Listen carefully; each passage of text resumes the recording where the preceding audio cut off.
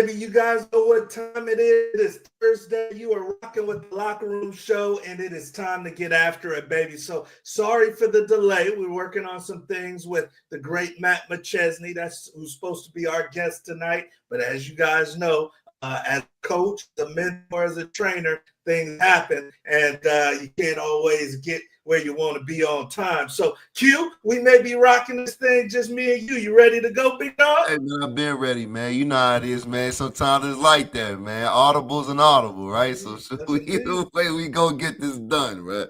We're ready. So, hey, you guys, hopefully we'll be able to have Matt on. This is somebody that is a CU buff great. This is somebody that is a former teammate of mine, you guys. Great teammate doing big things in Colorado. He's got the 6'0" strength gym. He's cranking out a lot of talent out there. He's got a ton of recruiting advice and connections. And then also he's real connected to the program right now, does a lot of content centered around the program. So hopefully we can have Matt on tonight. If not, you guys, we definitely will have him back on soon. But we're going to get into the topics. We got a lot going on. It's the off season, but there is no off season. There is no off season when you're dealing with the Locker Room Show and when you're trying to be a big time football player or get into the industry. So let's get into it, man. We were obviously hoping to have Matt on, Q,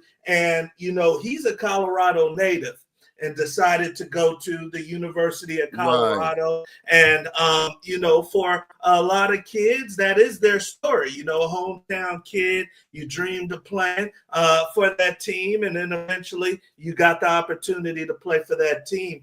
But there's a lot of factors, Q, today in high school, college football recruiting, man. You've got the transfer portal, so you may be dealing with competition that you don't see coming. You've got NIL, there's a lot. You got the NCAA settlement, so there's a lot of layers to this. In your idea, man, what do you think are the key factors for a kid today making that college decision? I think one of the main things is, what type of player are you? What are you trying to accomplish, man? Are you trying to play on Sundays? Or are you trying to go to law school? Right. So it's one of those things where you need to figure out what is your actual reasoning for going to school. As far as on the field, you need to kind of look in what type of player are you? What is your position? It's one of those things where if you're primarily, if you're a quarterback, and historically you've had a school, that loves to run the ball, versus spreading it out and throwing the ball, then that might not be the best fit for you. Or if you're a receiver, that might not be the best fit for you. So it has to do, with a lot of those key factors where you're going to end up playing it. Is the fit bigger than the money right now? Is it because when we were coming out, it was maybe the fit, it was the coach, it was do I have a chance to play in the NFL? Maybe for some, like you said, it's the academics. Is the fit, is the coach still as relevant? I don't think it's as irrelevant as previous eras. And I think, and that's one thing that we've consistently tried to convey, even on our show, on the platform that we have, is, hey, you can't always be where you're chasing the bag. If you're a great player, you're going to get opportunity. Your talent will create the bag. But you chasing the bag and not looking at any other factors other than that is going to hurt you in the long run. You'll get a bag in the short term, possibly, but in the long run, it's often not going to be the desired results. You're missing the target. Yeah, there you go. So you guys got a lot of decisions to factor in to that college decision. And for a lot of you guys, that first stop isn't going to be the last stop. When Q went to Kansas, when I went to Colorado, it was about 90% sure that stop was going to be the last stop. For you guys, it's different. So you guys keep that in mind. We're on to our next topic, you guys. And for those that are just joining us, we are hoping to have the great Matt McChesney, dear friend of mine, former teammate, but hopefully he can get on. But it might be tough for him tonight. If we don't have him tonight, you got Q and I, and we'll have him in the following week. Okay. The next topic, and this was something that I was excited to hear from Matt because he's covered it, but I definitely want to hear from you, Q. When you look at the CU coaching staff, man, it looks like a who's who of Canton, Ohio.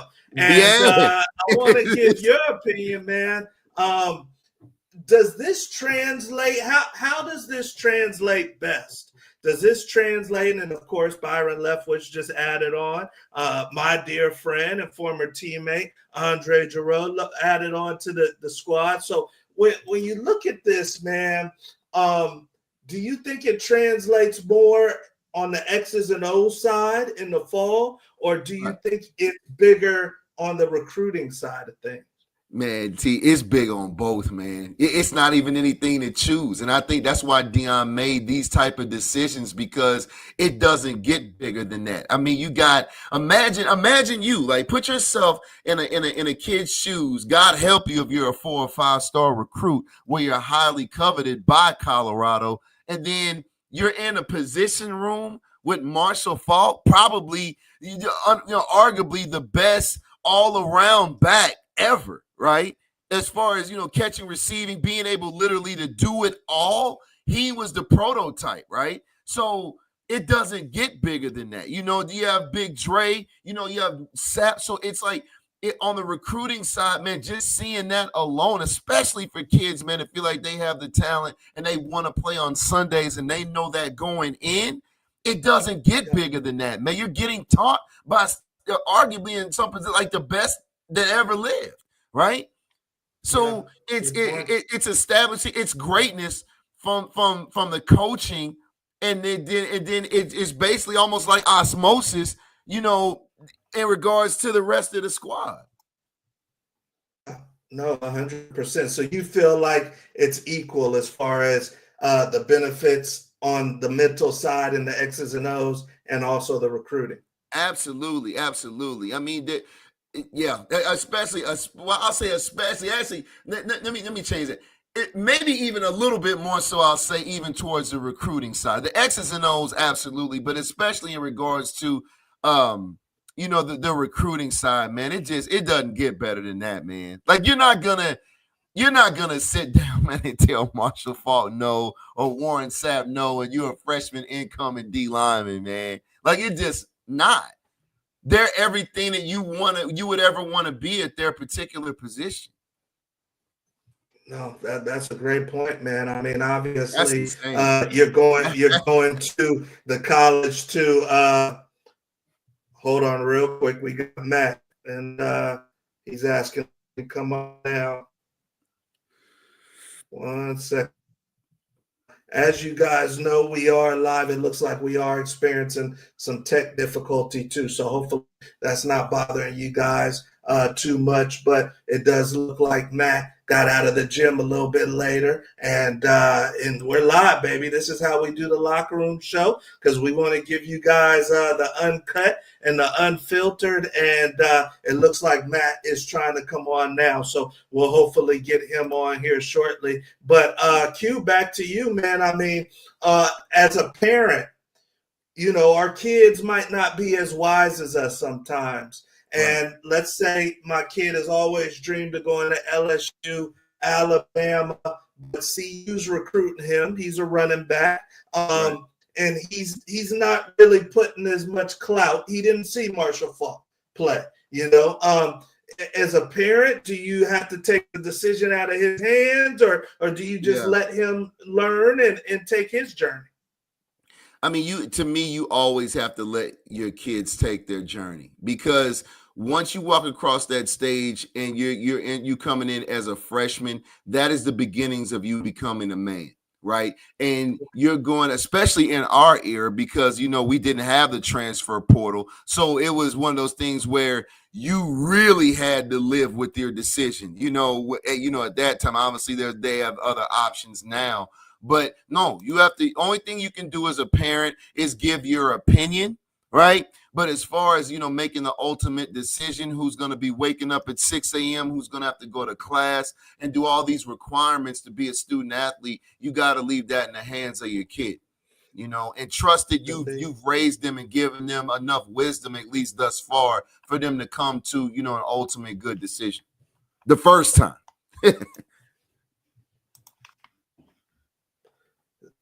No, 100%. And Q, we're getting a little feedback, so hopefully you can hear me okay, and you guys in the audience can hear us okay. Obviously, if you're looking to join us in the Locker Room Show and see Big Matt, he's coming on here shortly. Just text me. They're getting out the gym late, so he's going to try to join us here shortly, you guys. But a lot of stuff going on in Boulder, and hopefully we'll get it from Matt, his opinion on a couple of these topics right here. This one right here is interesting, Q. And obviously we've been on the defensive side of things. We've been trying to pick off quarterbacks in spring ball and fall ball. But the alma mater's going through a quarterback change. They got Shador going probably top 5, top 10. They need to find a new signal caller, man. And they got some talent. It's not like it's an empty cupboard. They got the kid Salter out of Liberty. And then, of course, they've got the 5-star kid out of Georgia. And, well, hold on real quick. We got the big 6'0" strength with us. So let me let him get on here. Big Matt, how's it going, boss? What's happening, fellas? What's going on? Not much, man. Q, I'm going to switch you around. I'm going to take you off Q and put him in the middle. Well, brother, I know that you're hustling. I know you're training those young pups, so I appreciate you taking the time. Yeah, man, traffic was terrible getting home. I apologize about that. Oh, man, 100%. It's all good. 100%. So we're going to jump right into this thing, man. I mean, you're the man of the hour, obviously all over YouTube and the internet, and people are just soaking in kind of your advice and your feedback on some key topics. We've got a Colorado legend in the house, somebody that I was fortunate enough to play with. Very proud of this young man. He was a young pup when I was leaving Colorado, but did his thing. Now he's got the #1 gym, you guys, in Colorado that's training athletes to go be big time in college and professionally, 6'0" strength. And let's dive right into it. I mean, you decided to go to CU. It was right in your backyard. You always dreamed of playing for CU. But for the kid that doesn't have that scenario, the kids you're working with, what's maybe 2 or 3 things that you advise them to keep in mind when making that college decision? Well, look, if you're so lucky to actually be recruited, because I don't think it's the same as it was back in the day for us. Right. It's things have changed so much with social media and the platforms and, the ability to literally, back in the day we had to make VHS tapes and send them in vanilla envelopes and hope the coach watches, and if you didn't go to the right camps you weren't seeing. And now, with the power of this phone and the ability to then be proactive with it, because so many people are scared to put themselves out there. So if you're not scared, as they say, scared money doesn't make money. So if you ain't scared, then you can use this medium to put yourself in the pocket of the phone immediately. That's number 1. Number 2, you got to be aggressive with your recruiting if you're going to do it. Number 2, wow, that's an old school picture right there. Look at him. In the field house. God, T Wood, you remember how much we hated that field house? Holy hell, that place sucked. Oh my God, I hated it. Now the second part of recruiting, in my opinion, these days is you're not recruiting. Back in the day, I used to say, and I truly believe this, you're never committing to a coach, you're committing to a school. Well, now I think it's flipped, bro. I think you're committing to a coach. With the ability to go to the transfer portal and leave whenever you want, you're committing to Coach Prime. You're committing to Coach Dre, Gurode. Awesome. I'm so glad he's up there. You're committing to Warren Sapp. If Coach Prime goes to Jackson State and then gets a job at Colorado, well, you're committed to Coach Prime. Shador and Travis and Shiloh and all of his Tyler Brown and all of his boys go with him. Horn and Western and God knows what else. So now I think it's important to understand the way the game has changed.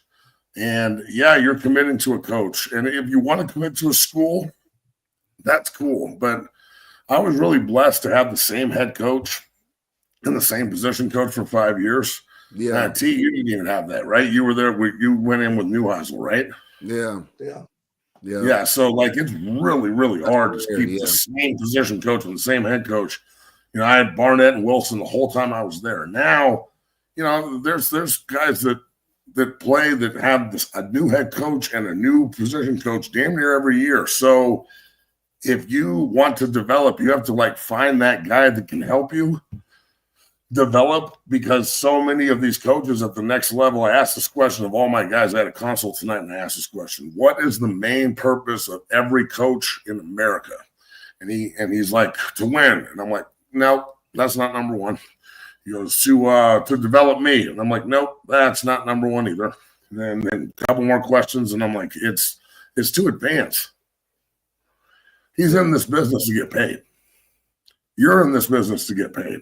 Yeah. I'm in this business to get paid. Y'all's in this business to get paid. Yeah. So everybody's trying to get to the next step and take that next opportunity.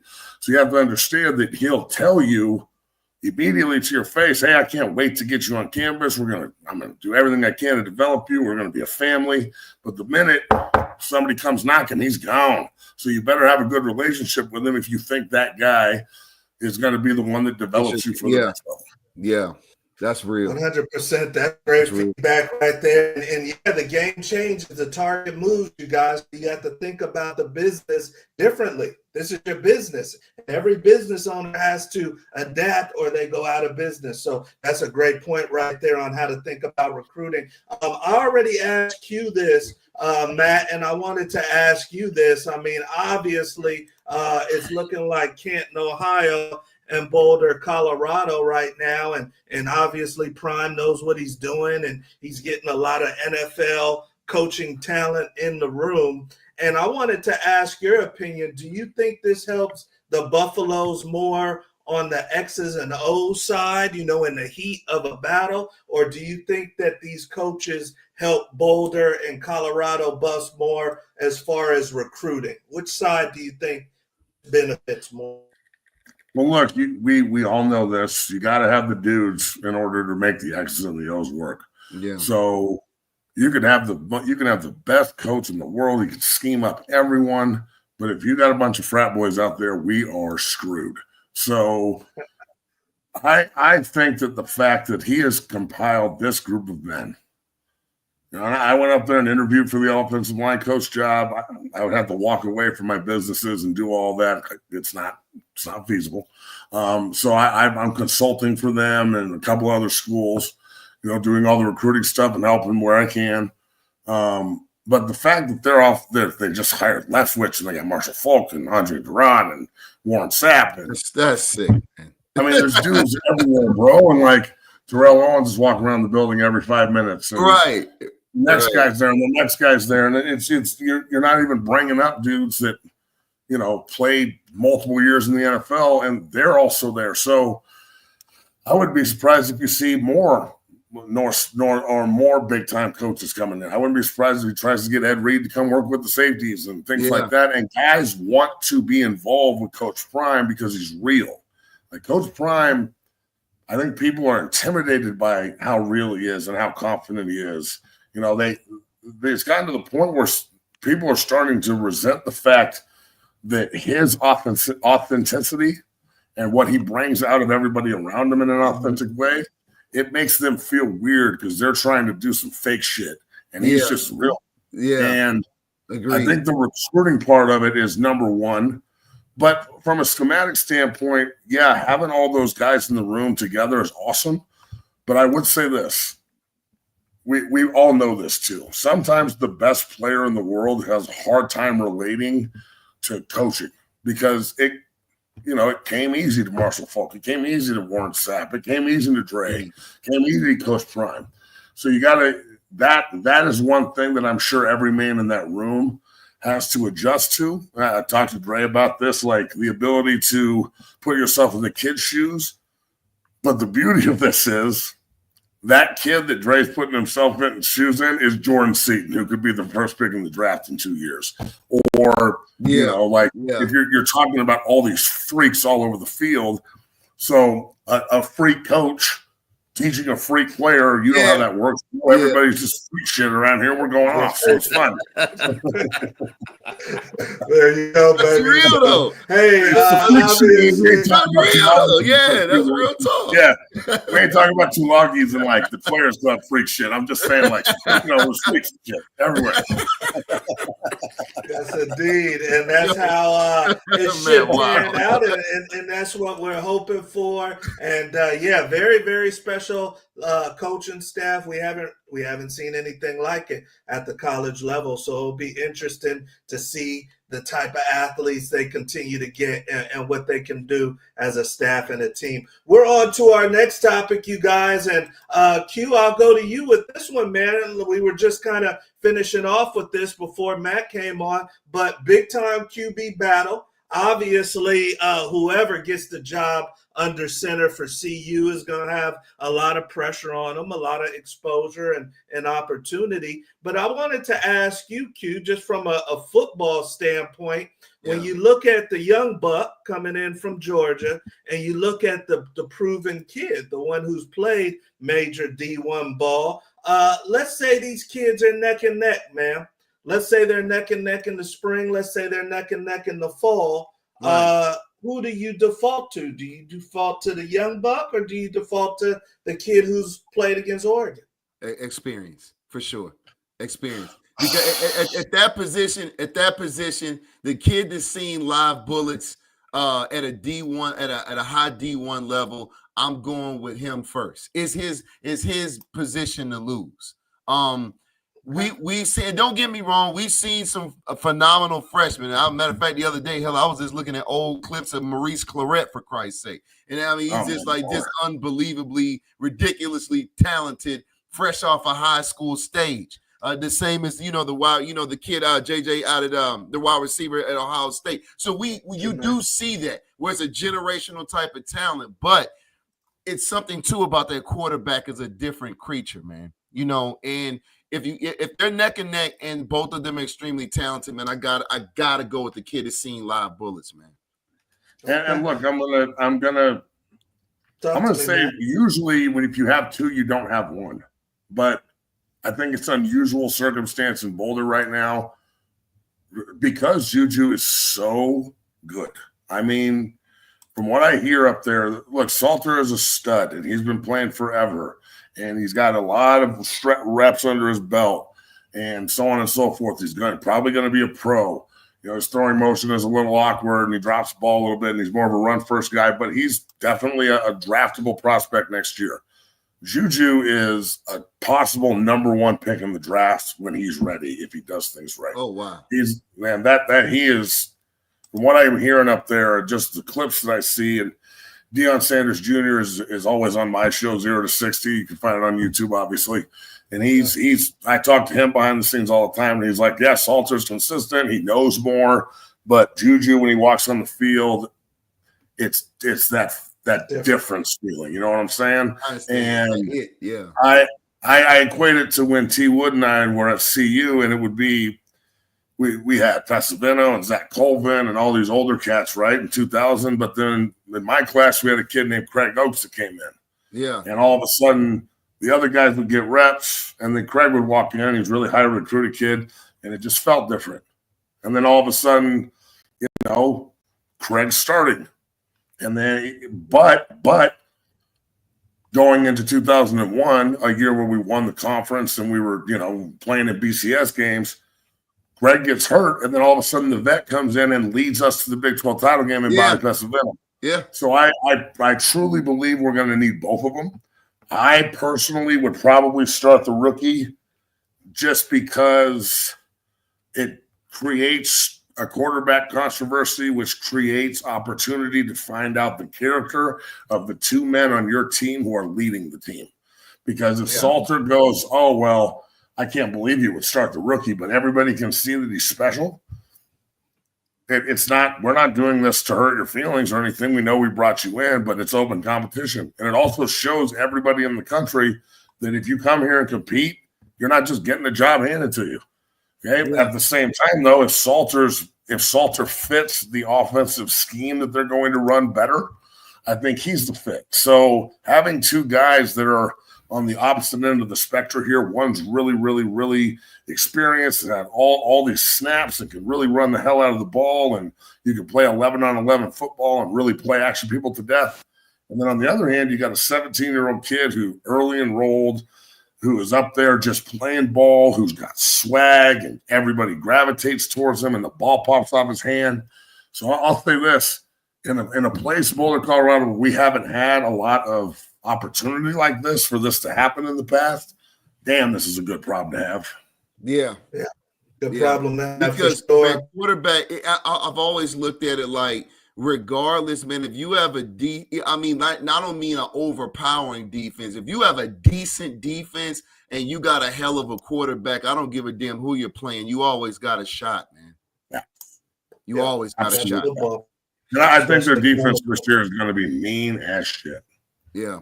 So it's man.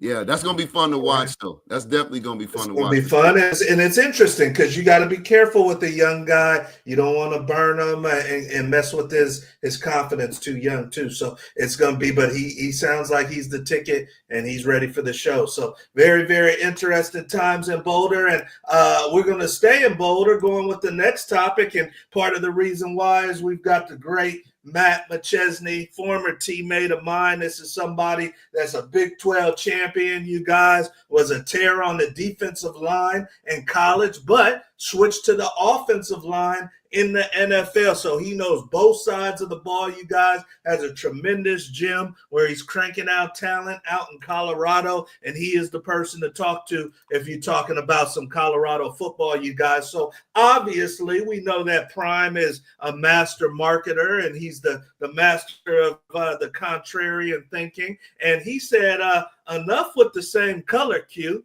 He said, I want to see another color in spring ball, and I'm willing to bring in another team, not just for the spring game, but also to get a couple of days of practice. Let's make this more like the NFL. So when everybody's saying no to the spring ball, he's saying, give me another color. Mm-hmm. So I'll start with you, Matt, as the alum. Is this something that you think we see take place in a couple of years, within the next couple of years? And are you thumbs up or thumbs down on this idea? I love it. He's, once again, I think he's revolutionizing college football. He's 20 years from now, bro, you're going to see, like the 30 for 30s on the U and all these other SMU and all these schools, where you're about to see one in 20 years, because I think he's going to be here for a good 10. And I wouldn't be surprised if they win a natty or at least play for one. You're going to see just how much he changes the game and how much he changes the narrative, and how much opportunity he opens for opportunities and doors open for other guys that it wouldn't have opened for in the past. So that's number one. Number two, if you can get, example, instead of the cowards in Lincoln canceling their spring game, okay, how about see when Nebraska scrimmage and play a spring game every season? Damn. Broad, it would be unbelievable. We'll just switch venues. Yeah. We'll go practice with you for a week and play in Lincoln. You come practice with us for a week and play in Boulder. It doesn't count, but God Almighty does it count. I think they would sell out. It would be incredible, and it would force the hand of every school in the country to do the same thing. Yeah. Because number one, it doesn't count, but it drives revenue. It gets people excited about something in the spring. You don't have to play the same team every year. You can rotate between whoever you want. Yeah. I don't like those sons of bitches, and I always want to play them, and we don't for a long time. So I also think that when this is another thing that's a little bit out of the box, but I've been thinking about this a lot. If you were to play in the spring and you went on rotation and just played different schools, and you have a month-long spring practice, so you could do 2 scrimmages, bro. You could Perfect. Bill Belichick. I like it. Yeah, my boy Brett Coolidge was just down at UNC last night visiting, one of my big offensive linemen. And just think about this. The first 2 weeks of spring ball before you go on spring break, because that's what they're doing next week. At the end of the first 2 weeks of spring ball, you have like 2 days at the beginning where you just warm up, and then all of a sudden you're in Chapel Hill playing against North Carolina for a week. And at the end of that week, you have a huge scrimmage at UNC, Colorado, UNC, and then after that, you disperse for a week, and everybody goes to Cancun, does your thing, everybody has fun on spring ball, do whatever you want. You come back. If you were just the away team for the first half of spring ball, now you're the home team for the second half of spring ball. You do 2 or 3 practices on your own, and then you bring in Nebraska or Wyoming, or we don't play Colorado State for 7 years. You bring in the sheep. You bring in a whoever, right? Yeah. And you do that, and at the end of it, you have a huge scrimmage in Folsom. So you had an away scrimmage and a home scrimmage, right? Even if you have to expand spring ball by 1 week, I still think it would work. And this is why. Expansion is not done. It is not done. The Big 12 and the SEC are going to 20 schools. The ACC and the Big 12 are trying to hang on to their schools because if Prime stays on this track, the Big 10 is going to invite CU to the Big 10. Clemson and Florida State, Miami, and say North Carolina, they're going to be coveted by the SEC so bad. The Big 10 wants to get into the South and compete with that. So if you have all these spring games that just pop up and you have really random, you have random games of teams that don't usually play each other, it gives the conferences more of an opportunity to go, you know what? Regions don't mean anything, and anybody can be in the conference. And look at the draw that North Carolina, Colorado just got. That should be a conference game. So I think that it provides more than just the opportunity to watch a game in the spring. But at the same time, football's a business, like we've been saying, and the business of football is booming. So why wouldn't you try and do this instead of oh my God, we're going to cancel our spring game because somebody might see that we have good players. And as a coach, I can't hold on to my good players because they want to go play for someone else because I suck. So I'm just going to cancel everything. That is, I like Matt Rule. He's a really good coach. And this has happened in a bunch of other places. I think it is the most just sellout coward thing I've ever seen. If I'm a player on the team, damn it, this is the only way I can make money is to present myself. Yeah. You're cutting my fucking feet out from underneath me and making sure that my earning potential is now hindered, and you're resisting my ability to make money because you're afraid of losing me. Or make the team. Or make a team. Exactly. I can't show what I can do. I can't go out and show other people what I can do. You're worried about me getting tampered with, but you won't pay me or have the ability to put leverage in the situation, because that's the only way, you guys know this, the only way you can get anything done in this entire damn game from a recruiting standpoint to getting paid to the NFL is to hold the hammer. And if they take the hammer away from you and they're like, oh, well, we're not going to play a spring game, and this is very subtle, but it's going to play into more shit. The next thing you're going to know is they won't allow anybody to record a practice. And the next thing you know, it's another rule. So if they're going to take the hammer away from the player again, if I'm the players, okay, we're not going to play a spring game, and I don't get to promote myself because y'all ain't doing it. I'm not doing spring, and no one is. This is the thing. The players, I'm going to reiterate this. I've said it 1,000 times in the last, 10, 20 years of doing media. You have so much power. You are still getting scraps from the table. The real money is in the TV deals, the ability to unionize, the ability to have every single asset the professional guys have, the college guys should have, period. So, in my opinion, think about this.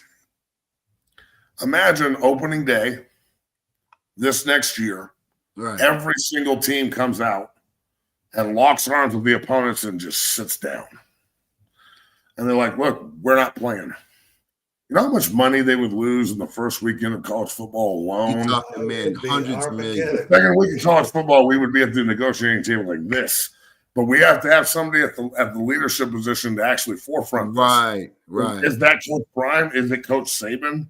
You know, like who do you want to do that? So I know that's a lot of different shit rolled into just a spring game question, but that's where my head goes when I start thinking about, you know, when you limit opportunity for people to be seen, or advocate for themselves, so I don't have any more leverage as a player. That, in my opinion, I look at the person making the decision and go, your fear and your lack of confidence is now inhibiting my growth. And I don't get down like that. I cannot be around a situation where somebody else controls my progress. I can't do it. Facts. Agree, big dog. Wow. Yeah, that's exactly why we wanted to have you on, Matt, because, you know, he's going to tell you how he feels, but it's coming from a place of wanting to serve the athletes and the best for the athletes. So I appreciate you sharing that. Always player first, bro. Always. Yep. I know that about you, and a lot of people aren't thinking that way. So thank you for sharing that. Speaking of player first, and we'll come down your road, Guru. You know, EA Sports has made a lot of money. A matter of fact, I think they made over $1 billion. Holy shit! Oh my god! What the? Oh my god! That's just Q2, fellas. So if you were ever thinking if people love football, here's your answer. They don't just love football; they love playing the video game. So they said, "Hey, we're gonna come back." And instead of the $600 that you got last year, we're going to give you guys $1,500, 150% spike in some extra NIL money. So, Guru, talk to me. Look through your crystal ball and tell me, why did they decide to give such a pay hike? Was it because they just want more for the athletes? Was it because they feel like they're making a little bit too much? Is it because of opt-outs? Why do you think they decided to more than double the pay? I mean, it could be a combination of all those, but I agree off of Matt's reaction, man. That's still crumbs, man. These boys deserve a percent. They want a percentage of the whole enchilada. Forget $1,500, man. Again, look at this. This is just over $2 billion in Q2. Right? Holy hell. Like that's insane. And so you're talking anywhere from 6 to 10 billion over a year. These kids should be getting a percentage of that, right? Bro, a huge percentage. So $1,500 again. When you're used to getting a $900 stipend check and scraps, $1,500 to a college kid sounds like a $10,000. But if you're making $2 billion in one quarter, and God knows how much it's made in a year, and next year's game will be even bigger. And by the way, if people are gonna play this game, can we figure out how to fucking tackle somebody in the open field, please? Internet game. I swear to God, bro, I play it and I'm like, I got him in like some spin move or juke, and my guy runs 9 yards the other way. It's a fun game. Don't get me wrong. I'm glad we got it, but I hope that they clean some of that up. Big dog, what you got to do, you got to go back and play like that 2000 Game Breaker while us on there. See, make yourself feel better. You remember Game Breakers back in the day? That shit was dope, dude. Yeah, I'm glad that's awesome. But look, $1,500 just scraps. It's not enough money. And like, I love when I hear old heads that are like, and we're old heads, but we're not. I don't think that our generation thinks like the generation before us even. No, not at all. I think that when I hear like, oh, they should be lucky to have it. And I'm like, what the fuck are you talking about? Lucky to have it. Like, they should be lucky that the players want to play for these scraps. Yeah. So look, if NCAA can't have a game if everybody doesn't take the money. Facts. So if you want to put into the NCAA college football and EA Sports in the vice, this is my thing with all the players. You have the power now to do this.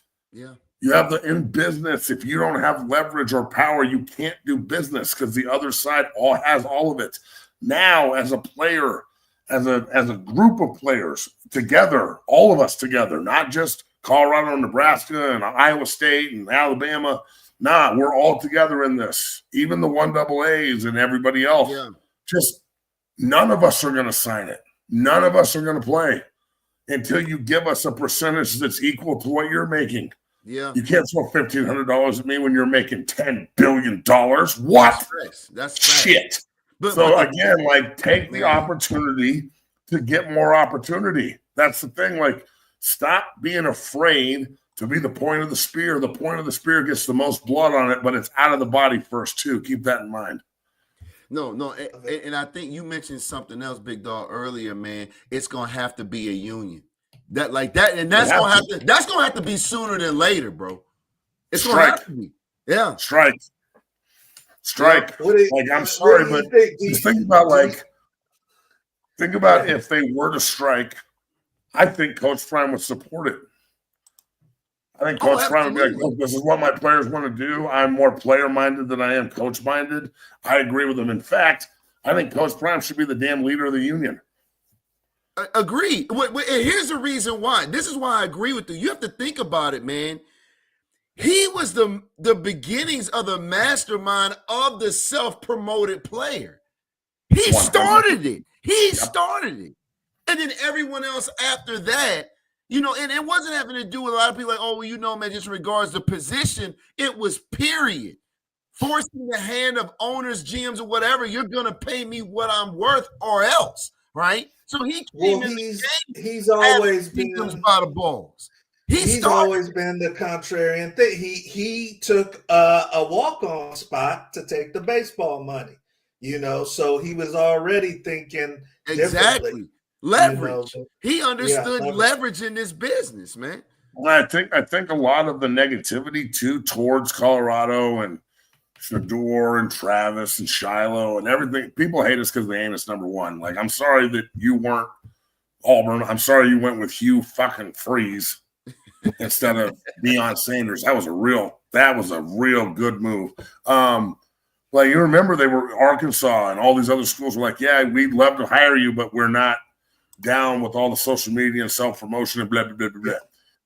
Right? The fact that Coach Prime sees things down the road other people don't see, and he believes it and applies it, and it works, and it always works, man, that's some prophet shit, bro. Yeah. Like I'm telling you, he sees things we don't see, and then his faith in himself and his faith in God and everybody else around him, it not only propels him forward, but it attracts. It's like a magnet, dog. It attracts all these other great players and great personalities, and people that want to be involved. That he's not recruiting anymore. Kids are going to him. He doesn't even have to go on the road. Yeah. Can you think about this? They were 1-11 3 years ago, and the worst college football team I've ever seen, ever. And if you would have told me 2 years later they've got the number one quarterback in the country and a Heisman Trophy, and Shador's going to go in the top 5, and so is Travis, and they're going to have maybe 6 or 7 guys drafted, and they got a great recruiting class coming in, and they bagged Jordan Seaton and all this other stuff. Oh, and by the way, no, he doesn't have to do anything. He saves the university almost $1 million a year in gas because he doesn't have to fly the damn plane. Everybody comes to him. He's revolutionizing the way things are done because of social media and the power of media. I would have told you were crazy. But then I would look at myself in the mirror and go, that's prime time. Of course this is happening this way. Yeah. Well, I've never seen anything like it, bro, and I'm excited to see where it's going to go because I really think this is just the tip of the spear. Yeah. Yeah, he's doing some feedback right there, you guys. Sure, man. So, yeah, a lot to uncover, and that's why we wanted to have Matt on, you guys, because he's going to shoot it straight to you, but he's going to let you think about it many different ways than you guys might be thinking about it. I see the great Ernest Munoz, who's got a superstar in San Antonio. What's going on? Greetings from Texas, and I know you guys are working hard probably. Marco just came home from practice. So you guys, thank you for joining us. We are on to our next section of the show, and that is the lightning round, you guys. The lightning round where it goes down every single Thursday.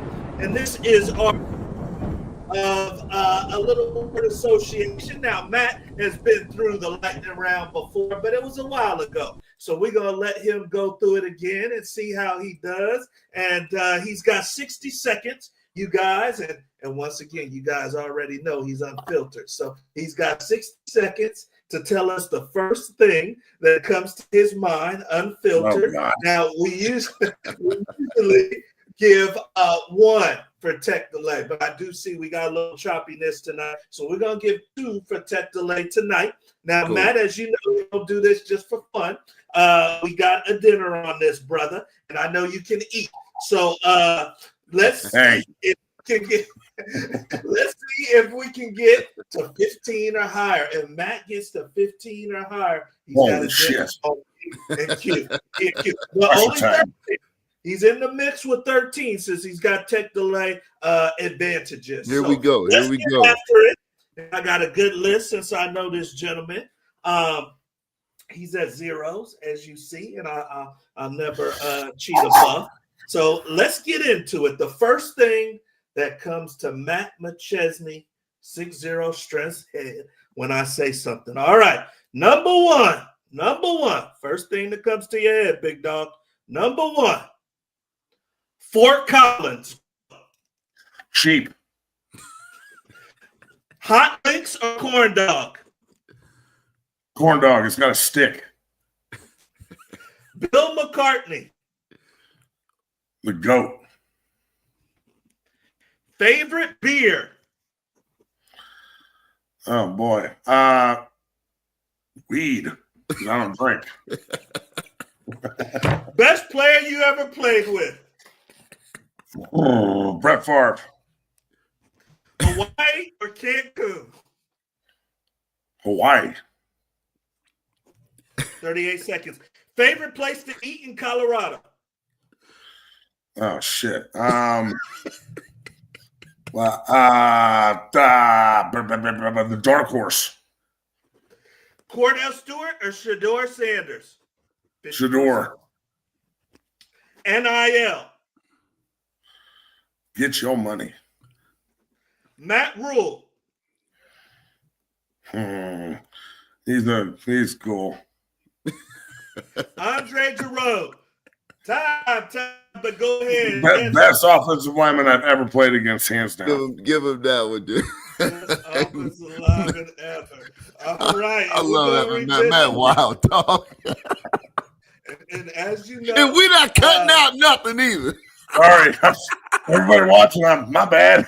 Shit. The opinions of our guests are not necessarily the opinions of the last. It's all on me.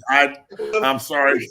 No. This is what they. This is the show. This is the life, and this is why the kids love Big Mac, because he's real. He's gonna keep it real. All right. So let's revisit. Keep in mind 15 for the win or the tie. All right, number 1, Fort Collins. That's where Colorado State, the rivals of Colorado, are. He said sheep. That's the first thing he thinks of when he thinks of Fort Collins. Number 2, hot link or corn dog. Matt says, give me the corn dog extra sticky. Number 3, Bill McCartney, the legend of Colorado football. He says the GOAT. Number 4, favorite beer. Matt doesn't drink. I forgot that. He said, I need the herb. That's what he's going with. Number 6, best player you ever played with. He said Brett Favre, the old Mississippi boy. Number 6, Hawaii or Cancun. He says, take me to the island. I want to go to Hawaii.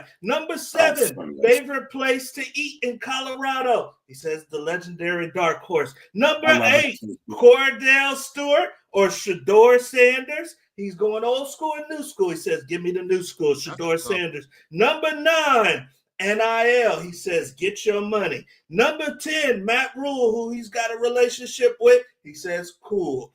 Number 11, his former teammate, Big 12 championship, Andre Gurode. He says, best I've ever played with. I feel like I should get 2 more questions. I feel like I need 10 more seconds.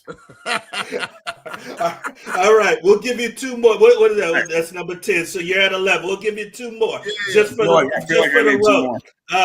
Are you going swim with the Dolphins or hold a tarantula? Oh my God, swim with the Dolphins for sure. I hate spiders.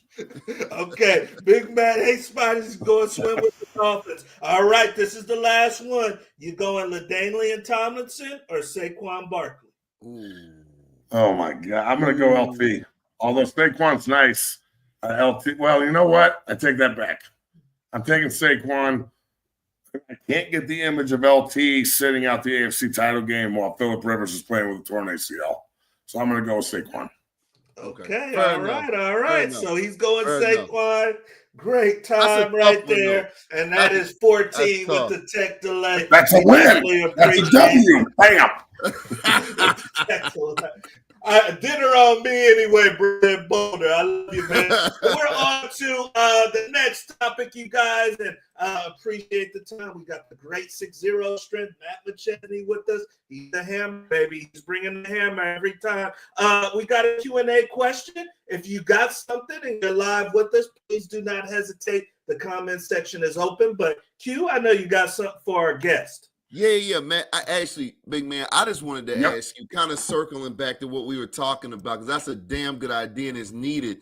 If it was up to you and you can make the call yourself, man, how would you get the union started? Or how would you get the union started, man, with all the players and trying to get everyone to agree? We have an idea who you would appoint as the guy, but maybe what's your opinion on how you would get it started, man? Because it's got to happen. Or who should have a seat? Yeah, I mean, the power of social media and the power of the phone in your pocket, the ability to just I know it's going to get out. Someone will leak it, be put on social media. I get it. It would be speculation that everybody in the country is going to strike Saturday. Yeah. It's fear. The fear of it grows. And then all of a sudden it happens. That's the thing is, one guy has got to spurn 2, has got to spurn 4, has got to spurn 8. You know what I'm saying? Like, turning 2 into foe and foe into mo. Like, that's the way this works. So if you can get guys to rally around the leaders, and you can, like, that's a great picture of Sam Wilder, myself, and Joe Klatt, the 3 captains when I was a senior, and Purify somewhere in there.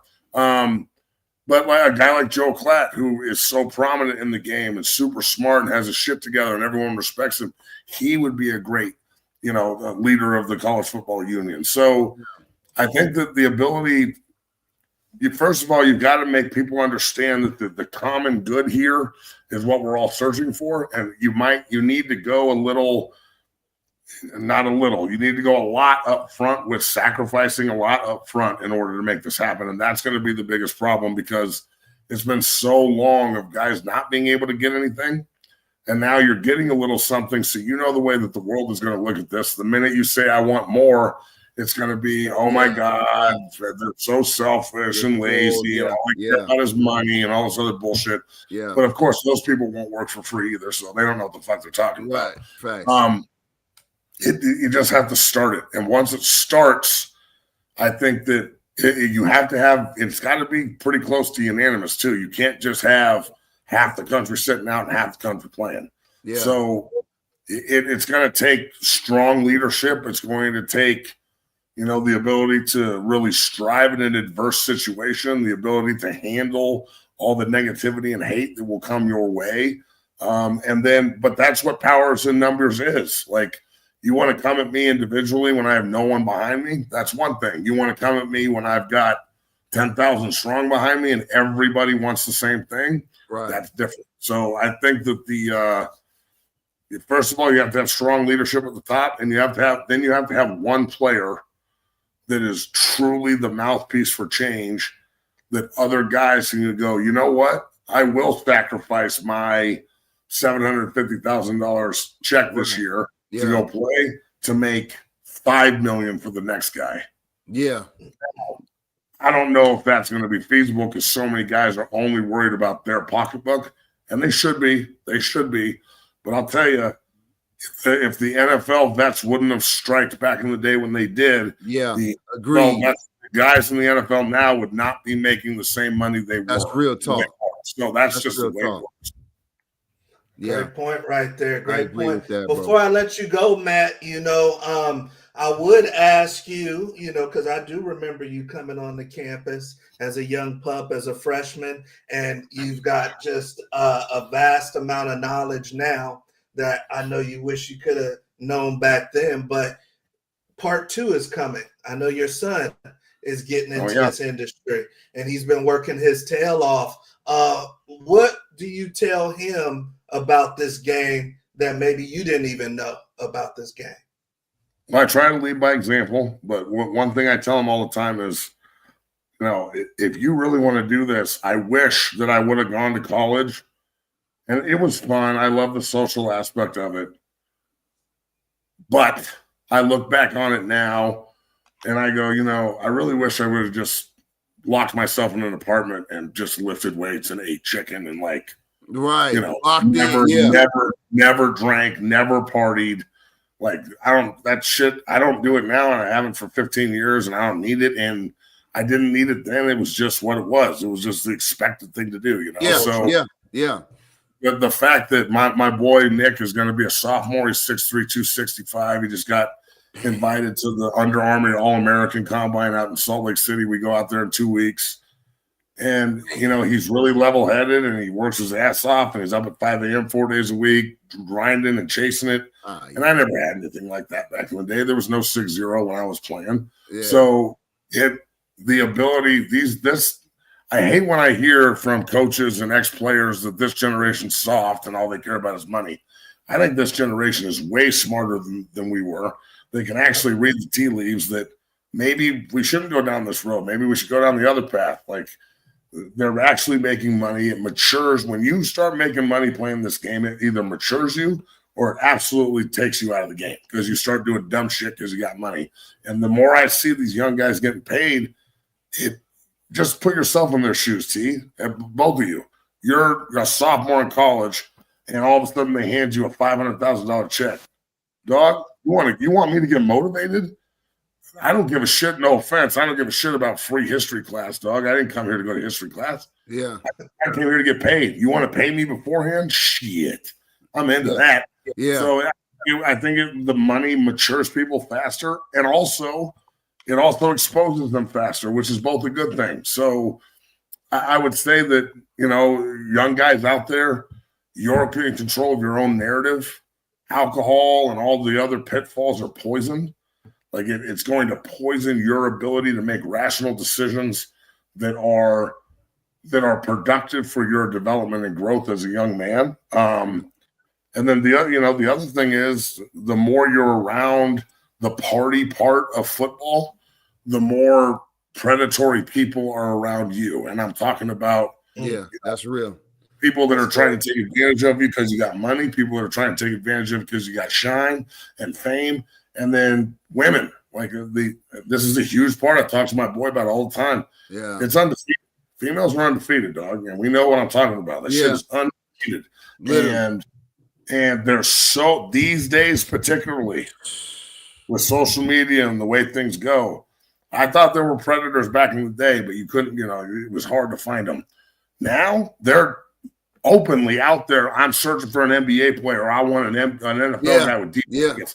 Dog, these women out here these days are trying to get your money by just giving you a little piece of them. And that shit is predatory. So there's a lot of pitfalls, but if you've got good people behind you and you have a rational sense of understanding that this is finite, you're not going to play football forever, so you might as well get everything you can out of it now.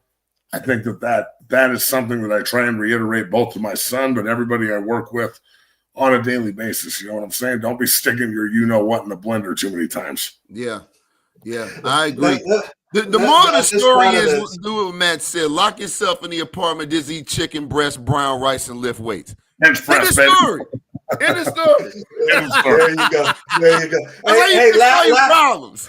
Last one, Matt. Last one. Because you played pro ball, you signed a pro NFL contract and got paid from an organization, and now that's happening at the college level. When your son is being recruited in Team A, let's say Arizona wants to give him $200K. Team B, let's say North Carolina, wants to give him $500K. Is the decision still in his hands, or are you saying, Dad, we need to pay attention to that? There's something about that extra 300. It's always in his hands. He's the player. He has to make the decision. Mm-hmm. Look, money is nice, obviously. Getting it when you're in college is nice, but that's not the bag. It just isn't. Yeah. You know, I'm going to go back to Brett Coolidge, who's going to be the number one offensive lineman in the country next year, and he's got offered by everybody. I've been working with since he was 15, and Deacon Schmidt, who's got 40 offers, and Reese Russell, Matt's boy, who I work with, who's got 30, you know, and all these other kids that are in there busting their ass. And, like, you know, there's some $1 million here, $1.2 million there to sign, yada, yada, yada, which is awesome. That's great money. But if they're giving you $1 million at 17, 18, brother, you're worth $100 million at 24. Wow. So yeah, I try and reiterate that that's real. College is still a jump off point. Getting $250,000 or $750,000, I know it seems like a lot of money now, but if the $250,000 school is offering you that, and then it's a tier system where if you do your job, you make more, as opposed to just getting paid up front to try and get you in the door, I would rather go the developmental route where I can make more and potentially be around a program that's going to put me in the league, rather than a team that's just trying to get me on the squad so their star rating on rivals looks better. So I look at it as, there's a difference between getting recruited and getting paid and getting picked and getting paid. Like getting picked in the NFL draft, you're slotted these days.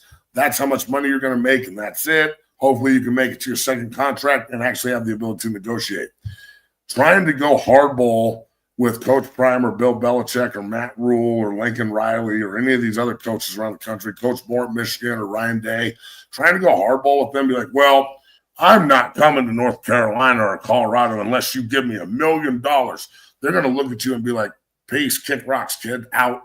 That's not what they're looking for either. So these days you got to be really, really careful how you present yourself, because I personally think the parents that get too involved and the street agents or coaches or agents that get too involved with this, their internal greed and or when they played, they didn't have the ability to do this. So it blinds them from the fact that the kid sitting next to them is really the priority. So they start making decisions based on spite and what didn't happen for them when they're looking at the kids, and then they wrap it into, well, everything I'm saying is to benefit him. So I look at it as, look, you earn what you earn. As a college kid, dog, you hand me a check for $250 or you hand me a check for $500, like, I'm going to go get an apartment in college and shit. What am I, like, what's really the fucking difference? Yeah. So if anything, less is more here. Getting a little taste to sign, that's awesome. Now, you want more? Show me more, and I'll give you more. It's incentivized. Absolutely. You know what I'm saying? When you get to your senior year and you've been balling for 4 years and you're killing it and you're a captain and you're graduated and you did your fucking job and everybody knows that you're an NFL player, well, then you know what, brother? Here's a $2 million NIL deal through the school. We love you. Stay here for another year, and then we'll send you off to the NFL. So that's I think that's the best way to do it. Yeah. Because I just don't think there's ever going to be a time. Now I say this, and Underwood got like $10 million, but that state Portland only paying that. Michigan didn't pay Underwood. You know what I'm saying? Yeah. So I think that the best way to do this, yes, bet on yourself, but don't go in there thinking that you're irreplaceable. Like all of us, everyone, including Travis Hunter, Shedeur Sanders, and Coach Prime, we're all replaceable. There's another guy waiting. Yeah. And you know, sometimes you have to really humble yourself and understand that the opportunity is more important a lot of the times than the ability to just get as much as you can right now. You got to play the long game. Yeah.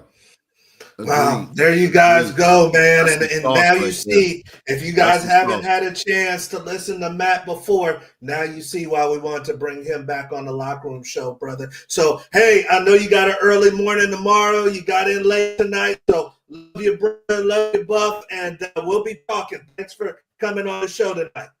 Yeah, you guys are the best, man. Great show. Everybody make sure you go like and subscribe and download here. And then I'll be back on tomorrow for 0 to 60 at 1 o'clock. Nice. And you can go on there and check out all the old shows. We had Coach Gurode on last week and Phil Dukes and a couple other guys. So I appreciate you guys, man. Have a great night. All right, Big Matt. There you guys go. So, hey, that is Big Mac, you guys. And, like he said, go check him out on YouTube. Make sure you're following him online. If you're an athlete in Colorado, you need to have a relationship with Coach Matt. That's your best bet. He's got it locked down in Colorado. Yeah. And not just with CU, you guys. He's connected with coaches across the country. If you are an O lineman, a D lineman, there is no other place to be in Colorado than with Coach Matt at 6-0. So, Q, definitely, every time we bring on Coach Matt McChesney, you never know what's going to come out of his mouth. But he was giving us some game, man. I'm telling you. Straight. I'm telling you, that's why we love having him on, man. He said, Matt is going to give it to you raw, man. But it's man, he understands the business of this game. And that is such a large part of our platform, such a large part of this show is the love of the game and us discussing that often, and other subjects, but it's really understanding football as a business. It is a true business, and it is not easy to navigate without mentors or some type of sauce that's been given to you by us, guys like Matt, our other awesome guests that have been there and done that and given it to you real and up front in your face, man. Yeah, man, it's just really unfortunate, the stories that are coming out about maybe the parents being the ones, even, some of the coaches had in the past. I know we just had on who we have from St. Louis 24/7 Sports. We just had him on.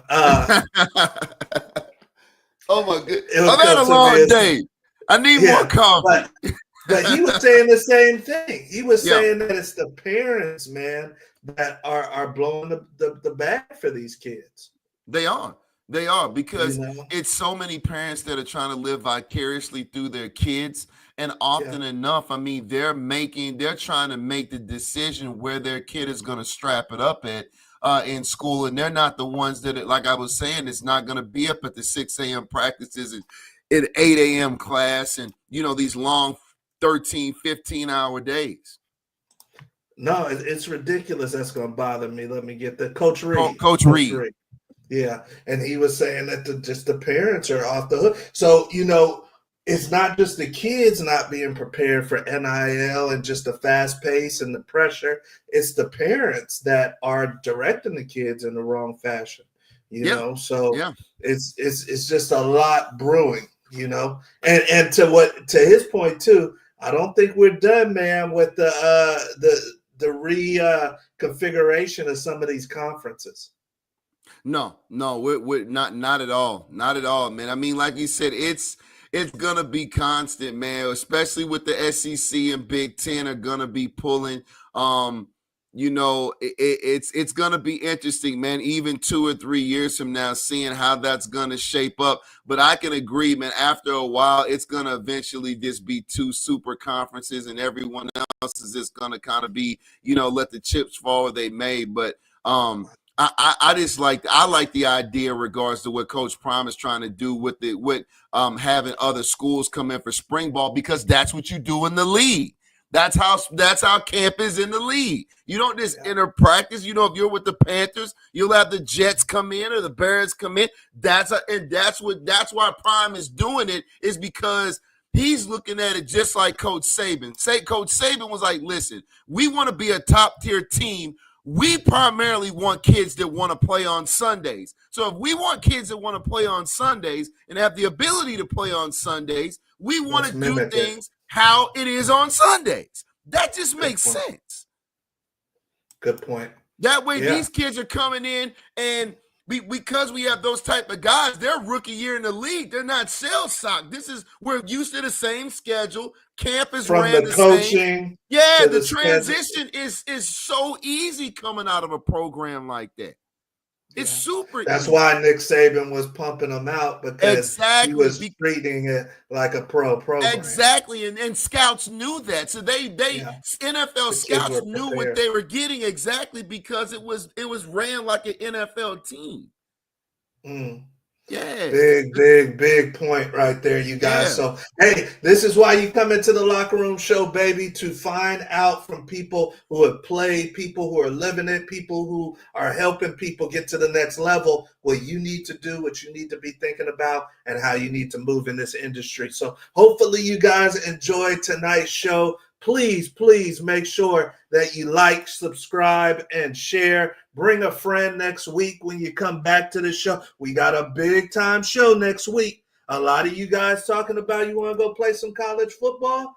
We're supposed to be bringing in a Power 4 coach next week. So, hey, we're trying to give you the off-season sauce, baby. We try to give you the off-season sauce. So, and then also, if you guys are a 2026 athlete, you're getting into your off-season, you're getting your camps going, you're looking for some college opportunities, then make sure that you reach out to Before You Go Pro. This is more, you guys, than just a podcast. We have kids playing football across the country.